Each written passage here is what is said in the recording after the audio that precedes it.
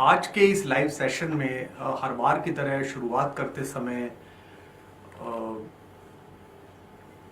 जय हिंद कहने में समस्या है, क्योंकि हिंद भी अगर सुनता होगा, देश भी कभी सुनता होगा, तो वो भी आपसे पूछता होगा कि मेरी जय कहने का तुम्हें अधिकार है या नहीं है। महाभारत में मैं अक्सर सोचता था, जब मैंने शुरुआत में बचपन में महाभारत की कहानी अपनी दादी से सुनी, अपने पिता से सुनी, तो मैं अक्सर सोचता था कि इतने नीतिज्ञ, इतने पढ़े लिखे, इतने विराट व्यक्तित्व के लोग एक ही सभागृह में उपस्थित थे, जहाँ चाहे द्यूत था, चाहे वैमनस्य था, चाहे ईर्ष्या थी, चाहे दोनों दलों के एक दूसरे के प्रति घृणा थी, कौरवों और पांडवों में। ऐसा क्या हुआ होगा कि एक कुल वधू जो बड़े आदर स्नेह के साथ उस परिवार में आई हो, जिसने पिता में भीष्म के चरण छुए हों, जिसने गुरुवर द्रोणाचार्य की अभ्यर्थना की हो, जिसमें महात्मा विदुर में पिता दिखाई दिए हों, जिसमें उसे दुर्योधन में अपना देवर दिखाई दिया हो, जिसमें कृपाचार्य में अपना कोई रिश्तेदार दिखाई दिया हो, उस पूरे परिवार में, उस पूरे वंश में चाहे कितनी भी घृणा थी, चाहे कितना भी बुरा था, ऐसा कैसे हुआ कि उसको बालों से खींच के, उस रजस्वला स्त्री को बालों से खींचकर बुलाया गया सभागृह में और सबने उसका चीरहरण किया। और सबसे बड़ी बात यह कि उस पर कोई बोला नहीं, पूरी सभा खामोश रही। जिन लोगों ने उसे दांव पर लगाया वे तो अपराधी थे ही, चाहे वे धर्मराज हो, चाहे वो धर्मराज के भाई हो, वे सब तो अपराधी थे। उनका क्या अधिकार था एक स्वतंत्र अस्मिता की स्त्री को अपने अहंकार में, अपने द्यूत क्रीड़ा के प्रेम में उसे दांव पर लगाने का। मैं बहुत आदर करता हूं अपने सारे प्रतीक शास्त्र का, लेकिन जो गलत है वो गलत है। उसमें सवाल पूछा जाना चाहिए अपने पिता से भी, अपने पूर्वजों से भी, और खुद से भी, और अपनी संतानों से भी। लेकिन मुझे दुख उन लोगों पर ज्यादा नहीं आता था, गुस्सा उन पर नहीं आता था जो सिर झुकाए हुए हारे हुए बैठे थे। मुझे गुस्सा आता था पिता में भीष्म पर, मुझे गुस्सा आता था गुरुवर द्रोणाचार्य पर, मुझे गुस्सा आता था गुरुवर कृपाचार्य पर, और मुझे प्रसन्नता होती थी, मेरी छाती चौड़ी होती थी सुनकर कि महात्मा विदुर, कोई एक आदमी तो है जो खड़ा होकर पूछ रहा है धृतराष्ट्र से कि सिंहासन के प्रति मेरी पूरी निष्ठा है, मैं आपके आदर करता हूं, लेकिन ये सवाल तो आपसे पूछूंगा कि हो क्या रहा है। ये बात अलग है कि उसी समय, जिस समय विदुर सवाल पूछ रहे थे, वहां खड़े हुए दुर्योधन और उनके चमचों ने, उनके चिंटुओं ने, उनके भक्तों ने दुर्योधन को हस्तिनापुर का विद्रोही बताया था, द्रोही बताया था, और कहा था कि हस्तिनापुर के खिलाफ है। और ये हर सत्ता के चिंटुओं की छाप होती है कि वो अपने दुर्योधनों को बचाने के लिए, अपने धृतराष्ट्रों को बचाने के लिए उनके अंधेपन को उस देश के ऊपर मढ़ देते हैं और कहते हैं कि आप देश के खिलाफ जा रहे हैं। और मैं बार बार कहता हूं कि नंद मगध नहीं है, मगध था, मगध है, मगध रहेगा। भारत था, भारत है, भारत रहेगा। सरकारें आएंगी और जाएंगी, लेकिन ये देश रहेगा। महाभारत में सवाल नहीं पूछा गया। हमारी कविता ने कहा कि अधिकार खोकर बैठ रहना यह महादुष्कर्म है, न्यायार्थ अपने बंधु को भी दंड देना धर्म है। इस हेतु ही तो कौरवों और पांडवों का रण हुआ, जो भव्य भारत वर्ष के कल्पांत का कारण हुआ।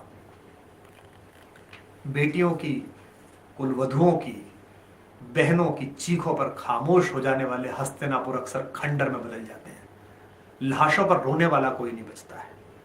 और ये जो मैं पिछले 2 दिन से देख रहा हूं कि सरकारें और सत्ताएं और उनका समर्थन करने वाले लोग, मैं आप सबसे प्रार्थना करता हूं, जिस पार्टी के हों उसके पूरे अच्छे से भक्त बनकर रहिए, चिंटू बनकर रहिए, चमचे बनकर रहिए, अनुचर बनकर रहिए, समर्थक बनकर रहिए, सब कुछ करिएगा, कोई दिक्कत नहीं। अगली बार भी ने वोट दे दीजिए। पर क्या वोट देने ने सवाल पूछने का अधिकार आपका खत्म कर दिया है? सवाल जरूर पूछिए, क्योंकि सवाल नहीं पूछेंगे तो ये अहंकारी हो जाएंगे। इनको लगेगा सब ठीक है, हमारे पास लोग हैं, आईटी सेल है, सारी पार्टियों के पास है, मैंने भी चलाई है। और आप सबसे पूछता हूं, अपनी अपनी पार्टियों में सवाल पूछिए, जिस जिस पार्टी में रहते हो वहां पूछिएगा। उन महिलाओं से सवाल पूछिए जो बहुत ही सिलेक्टिव आउटरीच दिखाती हैं। उन जया बच्चन से सवाल पूछिए जो आदम खान के एक अधोग्रस्त पर टिप्पणी करने पर चुप रह जाती हैं, और बंबई में कुछ होता है तो उसके खिलाफ संसद में आकर बोलने लगती हैं। और स्मृति ईरानी जी से सवाल पूछिएगा जो हैदराबाद की बिटिया के ऊपर तो आंसू बहाती हैं, लेकिन उन्नाव में जब अहंकारी एक विधायक एक बिटिया के साथ दुष्कर्म करके उसे मारने की कोशिश करता है तो चुप रह जाती हैं।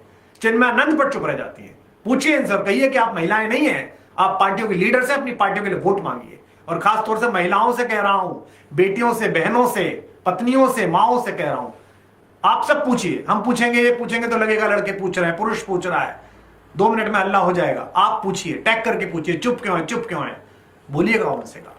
तो ये सवाल ना पूछना, आप तो बड़े खुश होते थे, क्यों भाई? पार्टियों के भक्तों, चमचों और चिंटुओं, जब हम जिस पार्टी में थे, जिस पार्टी को हमने अपने खून पसीने से बनाया था, उसके एक बदतमीज नेता ने देश की सरकार के खिलाफत जाते हुए, पार्टी के खिलाफ जाते हुए सेना के शौर्य पर प्रश्न चिन्ह लगाया था, और हमने अंदर खड़े होकर सवाल पूछ लिया था उससे, बाहर निकल के भी कह दिया था कि ये बेकार का वीडियो, की कोई जरूरत नहीं थी, उसके बाद अपना वीडियो जारी कर दिया था। तो आप तो बड़े खुश थे, हमारा विश्वास बहुत साहसी आदमी है, एक ही तो अच्छा आदमी है, देखो कैसे सवाल पूछा, कैसा सेना के साथ खड़ा हो गया। तो आप सवाल नहीं पूछोगे अपने नेताओं से?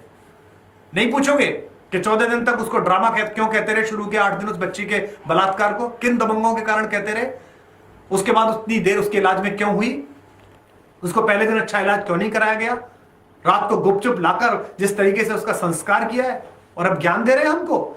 एक दूर के रिश्ते के बाबा लाके दूर से जलता हुआ शव दिखा दिया कि देखो वो शव जल रहा है, उसका फोटो खींच के, नहीं परिवार वाले तो थे, उसके पिता और उसकी मां का वीडियो देखा जो पूछ रहे हैं कि हमको दिखाया भी नहीं गया।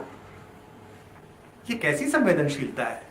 बलात्कार उजाले में करते हो और शवदाह अंधेरे में करते हो, उसके बाद कहते हो कि सवाल ना पूछा जाए। सनातन संस्कार तो छोड़िए, चलिए उसमें तो अनुमति है ही नहीं कि सूर्यास्त के बाद संस्कार हो, पर छोड़िए, आपको उन संस्कारों से लेना देना नहीं है, आपको अपनी आउटरीच से लेना है, आपको बाकी चीजों से लेना। पुलिस की हिम्मत हो जाएगी, और जब आपको सवाल पूछने हो तो आप बहाने बना देते हैं। बेरोजगारी में सवाल करो, जनसंख्या बहुत बढ़ गई है, तो घटाइए ना, बनाइए कानून। किसने मना किया? 6 साल हो गए, कोई आपसे मना करेगा क्या? देश में कौन ऐसा आदमी है, कौन लड़का लड़की है, कौन हिंदू मुसलमान है, पूछ के बताइए पढ़े लिखे। मेरे फेसबुक पेज पे 60 लाख लोग हैं, आप सब लोग मेरे दोस्त। मेरे ट्विटर पर आप 1 करोड़ लोग हैं। मुझे बताइए कौन मुसलमान ऐसा है जो मना करेगा, कौन हिंदू ऐसा है जो मना करेगा? कौन चाहता है कि अच्छे बच्चों को अच्छी शिक्षा ना मिले, अच्छा स्वास्थ्य ना मिले, बच्चे 2 हों सिर्फ? आसपास आंखें घुमा के देखिए, आपके परिवार में जो आपके भाई हैं, आपकी बहनें हैं, आपके रिश्तेदार हैं, उनके कितने बच्चे हुए हैं? एक पीढ़ी में 5 बच्चे हो रहे हैं, 6 हो रहे हैं, और जिनके यहां हो रहे हैं उनको अगर दंड मिले इस बात का कि बाकी बच्चों को नहीं मिलेगा सरकारी सुविधाओं का सुख, या सरकारी नौकरी में वरीयता, तो क्या समस्या है? आपको बनाइए। बट नहीं, आपको बनाना नहीं है, आपको कानून नहीं बनाना, आपको अपनी बात टालनी है। बेरोजगारी, जनसंख्या है जी, रेप, संस्कार बिगड़ गए जी लड़कों के। क्यों? पिछली सरकार क्यों आ रही थी? क्या कहते थे उनके नेता? लड़कों से ऐसी गलती रहती है तो हरा दिया, उनके लड़के को ही घर बैठा दिया, गलती रहती है तो गलती करो, सजा भुगतो। फिर अब आपके लोग लेके आए, संस्कार बिगड़ गए हैं। एक्चुअली संस्कार सुधारने चाहिए, घरों में ऐसा व्यवहार होना चाहिए। वाह, असली मुद्दे से आंख बचाने के लिए बहाने मत तलाशिए। लोग समझदार हैं, छोटी छोटी गलतियां पकड़ते हैं, हम भी जानते हैं, हमारी भी पकड़ते हैं, जरा सी गलती करते हैं पकड़ते हैं, थोड़ा व्यस्त हो जाते हैं, अपनी माँ के पास चले जाते हैं, घर चले जाते हैं, किसी बात पे टिप्पणी नहीं कर पाते, लोग चरस बो देते हैं, बोलिए इस पर कुमार जी, बोलिए इस पर कुमार जी, बोलते हैं। फोन आते हैं सरकारों के, मुख्यमंत्रियों के आते हैं, केंद्रीय मंत्रियों के आते हैं, विपक्ष के लोगों के आते हैं। विपक्ष के तो आप बोलिए बोलिए, वो कहते नहीं आपको पता नहीं है उसमें ऐसा था, आप मत बोलिए। उसके बाद भी बोलते हैं ना, क्योंकि चाहिए किसी से कुछ नहीं, ना पद्मश्री चाहिए, ना राज्यसभा चाहिए, ना तुम्हारा पुरस्कार चाहिए, ना तुम्हारी सरकार चाहिए। वसुंधरा जी से पूछा था ना राजस्थान में जाकर, उत्तर प्रदेश में पूछते थे ना अखिलेश यादव से, अब पूछते हैं ना योगी जी से, पूछते थे कमलनाथ जी से, पूछते हैं शिवराज पाटिल से, शिवराज चौहान से। तो भाई सवाल तो पूछिए, शर्म तो आएगी, किसी पर गाज तो करेगी। पुलिस वाले की हिम्मत हो जाएगी, एसपी की हिम्मत हो जाएगी, रात को आधी रात आके एक बिटिया के शव को, मां बाप को दूर घसीट के और आसपास के कूड़ा कचरा डाल के जला दे, बिना संस्कार किए उस बच्ची का। और ये मत सोचिए कि आंच किसी के घर पे आई है तो आपके पे नहीं आएगी, भगवान ना करे, ईश्वर ना करे किसी के घर पे आए। लेकिन सुबह उठ के अपनी बेटियों का मुंह देखिए, अपनी बहनों का मुंह देखिए, और फिर सोचिए कि आप पे आएगी तो क्या होगा। और कभी भगवान ना करे किसी पे आई और सवाल किसी ने ना पूछा तो क्या करोगे? इस देश में कोई सवाल ही नहीं पूछता है। अरे फिर दे देना वोट यार, फिर लाइन में लग देना, फिर चले जाना चिल्लाने के लिए। अभी तो सवाल पूछोगे रबान पकड़ के कि ये बड़ी बड़ी कोठियां दी हैं, 20-20 बीघे के मकान दिए हैं, 1-1 हजार आदमियों का स्टाफ दिया है रोटी खाने को, चलने के लिए हेलीकॉप्टर दिए टैक्स के पैसे से। आप सवाल ही नहीं पूछते। किसान आंदोलन आप सवाल ही नहीं पूछते हैं। देश के 60% लोगों के जीवन पर एक निर्णय हो रहा है, उस पर नहीं है, बातचीत नहीं है, माहौल नहीं बना, संवाद नहीं हुआ, आपने सवाल ही नहीं पूछा। राज्यसभा में कुछ सांसदों ने गुंडे की, उसकी मैं निंदा करता हूं, बदतमीजी है, अभद्रता है, उस पीठ की मर्यादा की विपरीत बात है। आदरणीय वेंकैया जी को कोरोना हुआ है और बहुत आदरणीय व्यक्ति हैं, मैं उनके उत्तम स्वास्थ्य की कामना करता हूं, मेरे प्रति बड़ा स्नेह उनका है। हरवंश जी को मैं प्रभात खबर के जमाने से जानता हूं, जब वो प्रभात जोशी के साथ मिलकर पेड न्यूज के खिलाफ आंदोलन कर रहे थे, मैं तब से उनका आदर करता हूं। बड़े विजिगीषु आदमी हैं, लोहिया जी और कर्पूरी ठाकुर की परंपरा के चिंतक हैं, लेकिन आप बहस ही नहीं कराएंगे, आप मत विभाजन ही नहीं कराएंगे। ओ अल्लाह हो गया पास हो गया, क्या है? कोई जूलियस सीजर आ जाएगा, कोई मार्कस आ जाएगा रोम की काउंसिल में, तो बस तलवार ले खड़ा हो जाएगा कि सब खत्म। ऐसे थोड़ी होगा भाई। तो कुंवर बेचैन साहब का एक शेर है कि चटके हुए गिलास को ज्यादा ना दाबिए, यूं आदमी की प्यास को ज्यादा ना दाबिए, ऐसा ना हो कि खून ये दामन पे जा लगे, जख्मों के आसपास को ज्यादा ना दाबिए। हम कवि हैं, हम चाहते हैं कि हम राम पर बोले, हम चाहते हैं कि हम कृष्ण पर बोले, हम चाहते हैं कि हम दशमेश गुरु पर बोले, हम चाहते हैं कि हम कविताएं लिखें। हम नहीं चाहते कि आपके लिए हम सड़कों पर अपना गिरेबा चाक कराते हुए आपकी पुलिस के हाथों, जैसे पहले निर्भया के टाइम में पीटे गए थे, ऐसे ही पिटते हुए बाहर निकले। लोगों के आक्रोश को आमंत्रित मत कीजिए। इनसे बड़ी बड़ी सत्ताएं उड़ जाती हैं, इनसे बड़े बड़ों के अहंकार गिर जाते हैं। आपके सामने लोग हैं जो अहंकारी थे। मुझे निर्भया का समय याद आ रहा है, उस समय भी यही समस्या हुई थी। मैंने फेसबुक पर लिखा था और अगले दिन जाकर राष्ट्रपति जी के दरवाजे पर खड़ा हो गया था मैं, और आप सब मेरे साथ आ गए थे और बाकी सब लोग भी हमारे साथ आ गए थे और एक आंदोलन उठा था। चलो कुछ तो चेतना आई थी, कुछ तो समझ आई थी। आपकी संसद में, आपकी व्यवस्थापिका में लोग बैठे हुए अपराधी और आप टिकट दे देते हैं। और एक बात फिर कह दूं बीच में, याद आ गए, सुनो भाई भक्तों, सुनो चिंटू और सुनो चमचो, अपने नेताओं के चक्कर में लोगों को गालियां देना बंद करो, अपने नेताओं को जस्टिफाई करने के लिए। क्योंकि जिन्हें तुम गालियां देते हो 25-25, 30-30 साल, एक सरकार और एक सीट का संकट आते ही वो दूसरी पार्टी का गरियाया हुआ आदमी तुम्हारे यहाँ चाचा जी बन के आके खड़ा हो जाता है पिताजी के कहने पर। जाके देखो मध्य प्रदेश में 30 साल से गाली देते थे, खानदानी गद्दार बताते थे, अब खानदानी चाचा जी बोलते हो। तो इनके चक्कर में मत पड़ो, किसी को गाली मत दिया करो, पता नहीं कौन कहां जाके वहां पहुंच जाए। हम सब लोग कहते हैं कि आप आ जाइए, हैं तो राजनीति में थे, तो करा क्या हुआ, उससे क्या हुआ?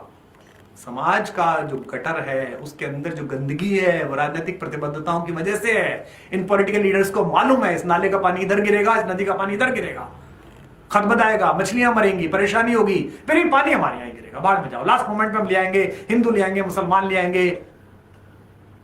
कोई हैदराबाद में बैठ के बोलेगा, कोई दिल्ली में बैठ के बोलेगा, कोई लखनऊ में बैठ के बोलेगा, और सब कुछ हो जाएगा। आज कोशिश करिएगा कि इन सवालों के जवाब तलाशिए। और एक बात ध्यान रखिए, जितनी महिलाएं सुन रही, जितने बच्चे सुन रहे हैं, आपके फेसबुक पर, आपके व्हाट्सएप पर, आपके ट्विटर पर जो भी ऐसा आदमी हो जो इस तरह की धार्मिक कट्टरता की बात करे, जो इस तरह के जातिगत विद्वेष की बात करे, जो अपनी अपनी पार्टी को जस्टिफाई करने के लिए स्त्री अस्मिता, दलित अस्मिता, अल्पसंख्यकों के खिलाफ बात करे, उसको तुरंत ब्लॉक करिए, चाहे वो बहुसंख्यक हो चाहे अल्पसंख्यक हो। पहले उसे समझाइए, ना माने हद हो गई आपकी। अब्दुल हमीद जैसा वीर 1965 की लड़ाई में, जिसने इस जाबाजी के साथ 8 पैटर्न टैंक तोड़े अमेरिका से लिए हुए भीख में पाकिस्तान के, उसके स्मरण के दिन मैंने पोस्ट लगाई तो नीचे 4 चिंटू लिखते हैं कि ये तो भगोड़ा था, तो भाग गया था, और चूंकि मुसलमान गद्दार हो गए थे तो फिर ऐसा था, और वहां का एक आदमी था, और उसको अपनी 3 फर्जी वेबसाइटों पर भर भी दिया है। लेकिन हगने से पहले साफ करना भी तो सीखा करो। 1965 की लड़ाई में और लिख दिया चूंकि इंदिरा गांधी मुसलमानों को वोट, इसलिए इंदिरा गांधी ने अब्दुल हमीद को पुरस्कार। अबे मूर्खो, लाल बहादुर शास्त्री प्रधानमंत्री थे, और न केवल लाल बहादुर शास्त्री ने बल्कि पाकिस्तान की उस समय की सरकार ने उसे मर्द मुजाहिद कहा था, और कहा था एक मर्द का बच्चा हमसे लड़ा था। मैडम गांधी तो सूचना एवं प्रसारण मंत्रालय में राज्य मंत्री थी, छोटी सी, सिर्फ नॉमिनल बैठी हुई थी, और उस जमाने के नेहरू के विरोधी उसे नेहरू की गूंगी गुंडिया कहते थे। पर तुमको तो चोरी करनी थी, तुमको तो अपने लोगों को सही सिद्ध करना था, तुम्हें हिंदू मुस्लिम वैमनस्य फैलाना था, तो तुमने तुरंत अब्दुल हमीद भी नहीं छोड़ा, महात्मा गांधी नहीं छोड़े, नेहरू नहीं छोड़े, सावरकर नहीं छोड़े, कोई आदमी तुमने नहीं छोड़ा, बस तुम्हारी वोट मिलनी चाहिए। गिद्धों को भी शर्म होती है कि वो मरने का इंतजार करते हैं, तुम तो मरने का भी इंतजार नहीं करते। तो इसलिए क्या दे रही है तुम्हें ये सरकारें, क्या दे रहे हैं तुम्हें ये लोग? 2 रुपए पर ट्वीट, इससे अच्छा तो बेलदारी कर लो, कहीं आ जाओ, मैं खेत में काम करता हूँ, आ जाओ, धान में कटाई होनी है, वहां घास बहुत उगटी हुई, वहां आओ, साथ काटेंगे, थोड़ी सी धान भी काटेगी अपने को, थोड़ा सा हम भी काटेंगे घास को, शाम को अच्छा तो लगेगा। धरती माँ के आंगन में थे, ये 200 रुपए कमा के लाया हूँ, 400 रुपए कमा के लाया हूँ, 400 रुपए की बेलदारी होती है, दहाड़ी होती है, अच्छा तो लगेगा, शर्म तो नहीं आएगी खुद पे लिखते हुए, ऐसा नहीं था वैसा नहीं था। अरे भाई, इसको जस्टिफाई करते समय अपनी बेटी का मुंह देखना आज, फिर बात करना, दे देना वोट। दूसरी तरफ वो मीडिया वाले, मैं आपसे क्यों बात करने आया हूं, क्योंकि चैनल्स तो बहुत पूछ रहे, टिप्पणी करोगे क्या, करवाओगे क्या? हम तो टिप्पणी करेंगे, तुम करवाओगे क्या? नशा बहुत बड़ी समस्या है, निश्चित रूप से बड़ी समस्या है। किसको नहीं पता कहां से आता है, किसको नहीं पता तस्करी कहां से हो रही है, किसको नहीं पता कौन इन्वॉल्व है। पंजाब के दौरान मैंने गीत लिखा था, 24 मुकदमे हुए थे, हुआ कुछ? किसी ने कहा जी आपके साथ हैं, 24 मुकदमे हो गए? जिस पार्टी में रहते तो उनके लोगों ने कहा, जो जाके खालिस्तानियों से बात कर रहे थे कि किस तरह सरकार में आ जाएं, उन्होंने कहा कि आओ चलो आपके साथ लड़ते हैं नशे के खिलाफ। और ये इसलिए कह रहा हूं कि जिंदगी में नशा तो छोड़ो, सिगरेट भी नहीं पिए, कभी कोई नशा नहीं किया, तब कह रहा हूं हिम्मत के साथ। बस पूरा मैं 6 दिन बाद लौट के आया खेत से, मुझे टीवी खोला, मैंने कहा शायद कुछ सुधर गया हो, शायद किसानों पर बात हो रही है, शायद किसी बात पर हो रही है। खोला, लाल गाड़ी, काली गाड़ी, पीली गाड़ी। आपको नहीं पता ये क्यों हो रहा है? आपको नहीं पता ये कैसे होता है? नहीं पता तो समझो कि ऐसे होता है। 200 300 400 करोड़ जितने में चलता है ना डब्बा, ये एक दुकान जितने में चलती है चैनल की, ये प्रायोजित कैसे होती है?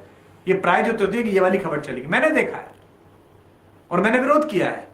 और आज जो ये विरोधी बन रहे हैं, जो चिल्ला रहे हैं, जिनमें हमारे दल वाले भी हैं, तुमको नहीं पता कि तुम क्या करते थे? तुमको नहीं पता कि तुमने वो सेना के शौर्य पे सवाल वाला जो वीडियो बनाया था, उस समय किन 3 पत्रकारों को अंदर बुला के दिखाया था, जो आज भी चैनल में बड़े पत्रकार हैं? तुमको नहीं पता कि तुम मोदी जी बनाते समय किन महान पत्रकारों को बुला के बात करते थे? अब वो पत्रकार ट्वीट करते हैं तो मुझे वो बेशर्म लगते हैं, मुझे वो लफंगे लगते हैं, मुझे दलाल लगते हैं।